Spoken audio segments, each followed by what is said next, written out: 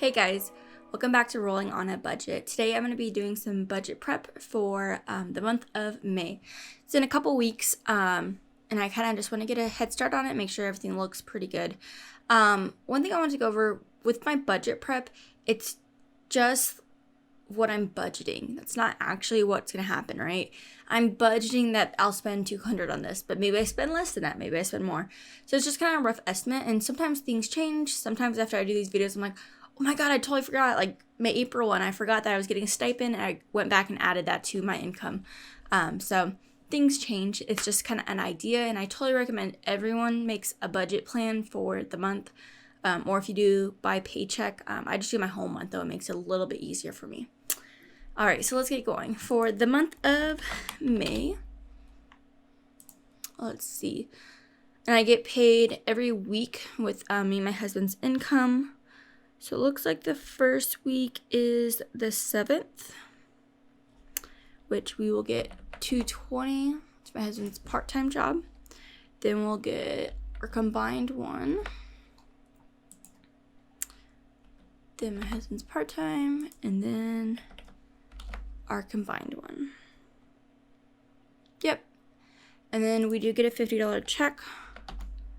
This is like a reimbursement for like my husband's gas and phone for his part-time job. There shouldn't be any rollover amounts. I don't like rolling over money month to month, so I kind of change where my bills come out.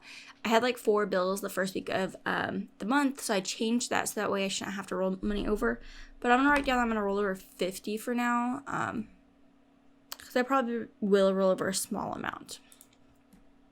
All right, so that puts us at a total of $5,052. So now we just go and input numbers. My insurance stays the same. These numbers are correct. Chewy, I'm still budgeting $200. Gas for the car, I'm still budgeting $120. For once, I did get rid of my chiropractor subscription to The Joint.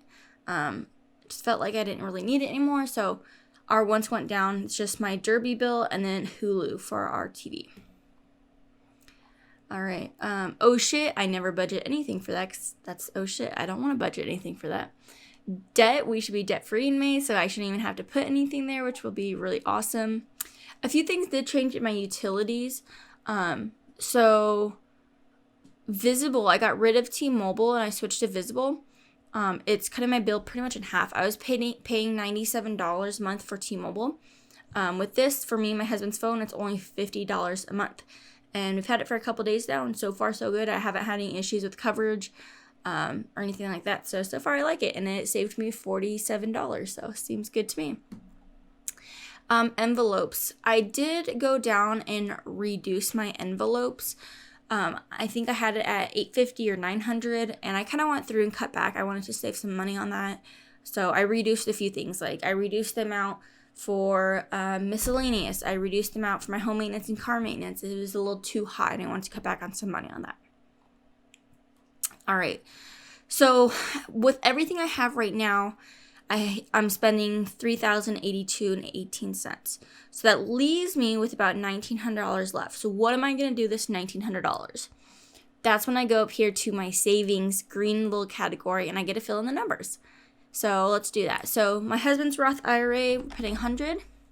Starting in May, we're going to start contributing to my Roth IRA as well. We're going to do 100. And by the way, the plan is in 2022, we're going to start to max these out. So because this is our last month of having debt, after that we're debt free, we're going to start putting a bunch of money to savings to build up a 3-month savings account, our emergency fund, and a bunch of different emergency funds for pets, home, car, all this stuff. So I want to start to max out our IRAs, but we're going to wait until January to do so. Fidelity, I ended up closing my Morgan Stanley account. The expense ratios were just too high, and I didn't like that. So I closed that account, and I moved that money over. I moved some of it to my Roth IRA because I had that account prior to being married. So I moved some of that to my Roth IRA, and then what we've contributed since being married, I put into our Fidelity. So we have a few $100 in there. And I want to continue to contribute $50 a month because I was contributing $50 to our Morgan Stanley account. So I would like to do that for our Fidelity. And I did make this a joint brokerage accounts. It's under me and my husband's name, which I didn't know they could do that, which is really cool. So, all right. So that leaves us with $17.19 left over. Like I said, I want to contribute a lot to our savings account. So let's do $16.50. That leaves us with $69 left over. Let's do $16.75. Okay. I feel pretty comfortable with that. Because like I said, I don't really want to be rolling over money. So to have $44.82 left over, that's okay with me. So that means I'm going to put into my savings account for me and my husband $1,675, which is awesome. Really excited about that. All right, so you might be asking, like, what is that $16.75 kind of going towards? Well, I have a spreadsheet, which I'll show you here in a second, that is our financial goals for 2021 and kind of in the order priorities for us of where we want that money to go as soon as we get that money. So this $16.75 in the month of May is starting here at number 1, which is family travel money, and I want $2,700 for that. So that whole $16.75 will be going towards that. And then in June, we'll be getting a larger lump sum, and then that will finish the family travel, and then it'll go down from there. So then it'll max out our car e-fund. Then it'll max out our home e-fund. Then it'll max out our pet e-fund. Then we'll go to Christmas, birthdays, then our 3-month emergency fund, and then I do want to save some money up for our floors. We have carpet right now all over the house and some tile. We want to rip it up and do wood tile on the bottom.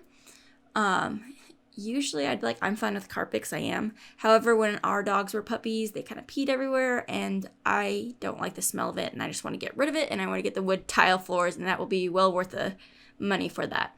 So I'm kind of want to save that, but that's my last priority. It's not like I need to do this right now. It's just kind of a want that I want to do. So for family travel this year, we have a few trips going on with family members, and I just want to make sure we are good and have enough money for that. So I want $2,700 for that. For our car emergency fund, I want $1,000. This is just in case like something breaks, right? Because we know stuff happens to our car, so why not be prepared for it? A home emergency fund, I want $2,000. Pet emergency fund, I want $2,000. Christmas, $600. Birthdays, $400. And then 3 months emergency fund would be $10,500. And then our floors is $4,000. So if you're curious of how you factor your 3-month emergency fund, what you need to do is look at your monthly expenses and however much that is, you need to times that by 3. So for example, if you look at mine, I'm on a zero-based budget, which means I spend every dollar. But if you take my expenses and subtract $1,925, so we'll just say $2,000, and I'm spending $5,000, that means my monthly expenses are around $3,000. So 3,000 times 3, there's your answers. There's the math for that. But I do a little bit extra just because I don't want to stop contributing to my IRAs if something did happen and we lost a job or something like that. So I'm budgeting in just a little bit more because why not? It's better to have extra money than not enough, right?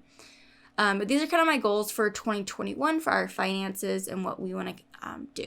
So I have the total amount for our goals, total that we currently have been saving, and then what left we need to save up, which I know we can actually get this amount by January. So that is my budget prep for May. I'm really excited to be throwing $16.75 towards our savings account. I've been waiting for a year for this moment of not having debt and not throwing every single penny extra at debt, but instead starting throwing towards savings and investing. I'm very excited for that, and I can't wait for May to start so I can actually be debt free. So that's it for my monthly budget prep for May. Let me know what's changing in May for you from April. Maybe you're getting an extra paycheck. Maybe you have some bills you weren't planning on, but you need to factor that in. But make sure you guys are doing your budget prep. Like I said, it's really important to do this beforehand. And I like to do mine a couple weeks out because that gives me a couple weeks to kind of go tweak things if I need to. Like, you know what, I forgot that we're going on this trip and I need to cash flow some money. So maybe I need to take some from my savings and move it down to, oh shit. But it gives me that little time to kind of change those things that I need to change before May starts. So I have a really good set stone game plan. But like I said, things change and that's okay. You just want to make sure that you have the best plan to kind of fit your lifestyle and what's going on. But if you like this video, go ahead and give it a thumbs up. Don't forget to subscribe down below so you can watch future videos. And then you can follow me on Instagram and Facebook at Rolling on a Budget. Thank you guys. Bye.